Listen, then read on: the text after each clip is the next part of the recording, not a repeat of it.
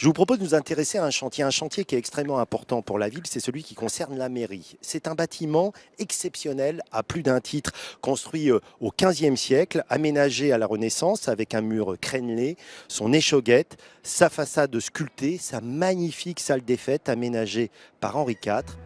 Seulement voilà, 28 juin 2013, un incendie accidentel a ravagé le bâtiment. Il a fallu des heures pour venir à bout des flammes. Aucune victime, fort heureusement. Mais le constat est terrible. L'hôtel de ville est endommagé à plus de 70%. La toiture, les charpentes, les salles intérieures sont détruites. Il a alors été décidé de relancer un chantier de construction avec l'objectif de retrouver le bâtiment tel qu'il était avant l'incendie, un chantier de grande ampleur au point de devenir un chantier pédagogique.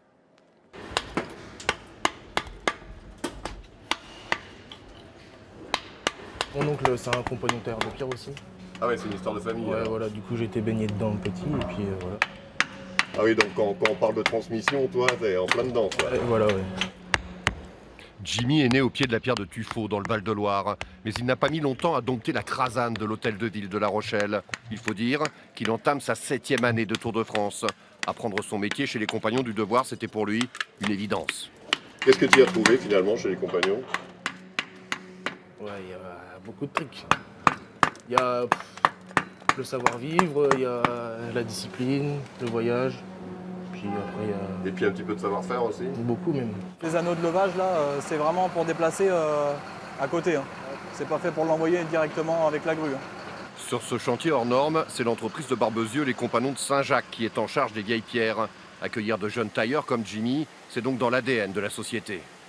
On va scier dans le joint. De toute façon, elles sont toutes à changer, celles-là. Donc pour la bûcher, mais on va essayer quand même de sortir des gros morceaux plutôt que de faire plein de gravats.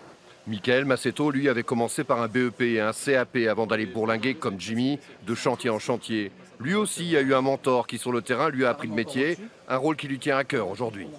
Être sur un super chantier et d'avoir des jeunes qui viennent, bon, on peut que leur donner du beau boulot et c'est la meilleure des expériences et de l'envie de continuer. Enfin, moi, on m'a appris comme ça aussi, en me donnant, pas en me disant tiens, tu roules des brouettes et tu me regardes faire. On m'a donné la place. Je suis resté des heures comme ça à me dire je commence comment et au final, faut donner. Jimmy ne verra sûrement pas la fin du chantier de l'hôtel de ville. Il sera reparti sur la route, tailler d'autres pierres et, quand son heure viendra, transmettre son savoir à des plus jeunes que lui.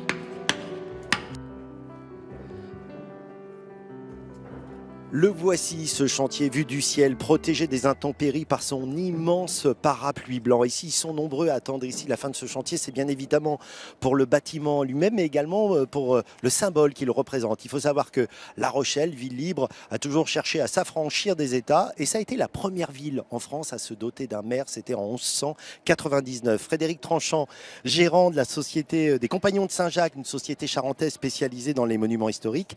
Ce chantier, à cause de toutes ces raisons, il est quand même un peu particulier, un peu hors norme, non ?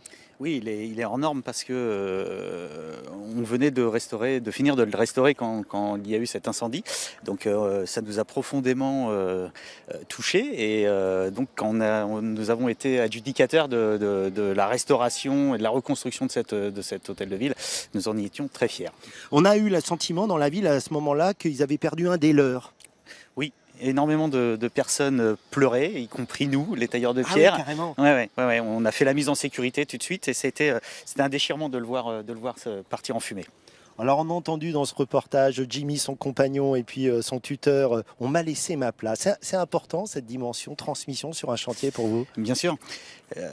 La fonction première en fait de nos métiers d'art entre guillemets, c'est de transmettre notre savoir. Donc dès qu'on a des jeunes motivés comme ça qui veulent apprendre tout ce que nous on a pu apprendre de nos anciens, eh bien c'est avec plaisir que l'on retransmet tout ça. Alors, il y a peut-être des jeunes qui nous écoutent et qui se disent moi ça m'intéresse les métiers du patrimoine.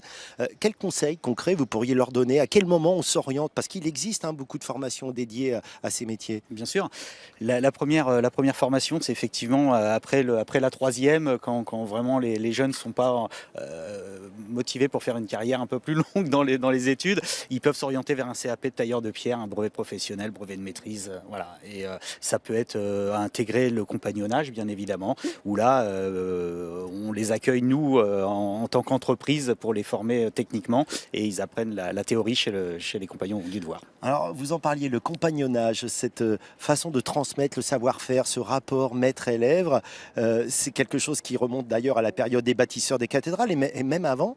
Ça a encore un sens aujourd'hui? Bien sûr que ça a un sens, parce que si nos jeunes, on ne peut pas leur transmettre tout ça, c'est la base même du compagnonnage, si vous voulez. On n'a rien inventé. Toutes ces restaurations se font toujours de la même façon. Nous construisons toujours de la même façon, avec des techniques peut-être un peu plus évoluées, peut-être, mais la base est la même. Et quand on réussit, on a la chance, comme vous, de partir dans des lieux assez incroyables. Je vous propose de voir quelques images des chantiers sur lesquels votre société, les Compagnons de Saint-Jacques, interviennent. Château de Cazeneuve en Gironde, Château de Pau, la citadelle de Saint-Martin-de-Ré, le monument aux Girondins de Bordeaux ou encore le phare de Cordouan. Racontez-moi comment votre vocation est née, celle qui vous a amené à travailler dans de tels endroits. J'ai pas vraiment eu le choix en fait, pour tout vous dire. Je suis d'une famille de tailleurs de pierre et de meilleurs ouvriers de France. Père et grand-père, c'est ça? Et frère. Et frère en plus. Ouais. Donc voilà, c'était tout naturel pour moi de faire ce métier et je le fais toujours avec autant de passion. Vous avez été meilleur ouvrier de France en taille de pierre en 1997. Il y a un rapport particulier quand on travaille ce matériau, la pierre. Qu'est-ce que vous ressentez quand vous tapez comme ça sur cette pierre? Je pense que c'est comme tous les métiers où c'est manuel. En fait, nous créons quelque chose, nous reproduisons une pièce en pierre qui a été usée par le temps. Ça nous permet un petit peu de faire un peu de chirurgie comme un médecin peut faire sur un patient. Elle vous parle, la pierre, quand par exemple vous devez faire une sculpture, vous sentez un peu la forme qu'elle va avoir, comme si elle avait déjà ça en elle? Oui, on fait toujours beaucoup de dessins avant de la travailler et c'est un rapport tout à fait particulier, mais c'est vrai que c'est indéfinissable. Alors je voudrais qu'on parte en mer, en direction de ce monument que certains ici appellent la Tour Eiffel de Charente-Maritime. C'est bien évidemment le fameux Fort Boyard. Vous y avez travaillé. Oui. Quand même, se rendre sur ce chantier, c'est déjà une aventure. Hein. Oui, c'est toujours un petit peu épique, oui, tout à fait. On arrive avec une grue, on Oui, est oui, élitreillé. Élitreillé, voilà. On a l'impression qu'on va faire des jeux. Non, on va juste travailler. C'est vrai que c'est un monument. On a vraiment l'impression d'être sur un bateau, un paquebot. C'est quelque chose de fascinant. Diriez-vous qu'un monument, ça a une personnalité un peu comme un être vivant? C'est-à-dire qu'il ne se passe pas la même chose à Fort Boyard qu'à la mairie de la ville d'Angoulême où vous avez travaillé aussi? Non, tous les édifices sont totalement différents.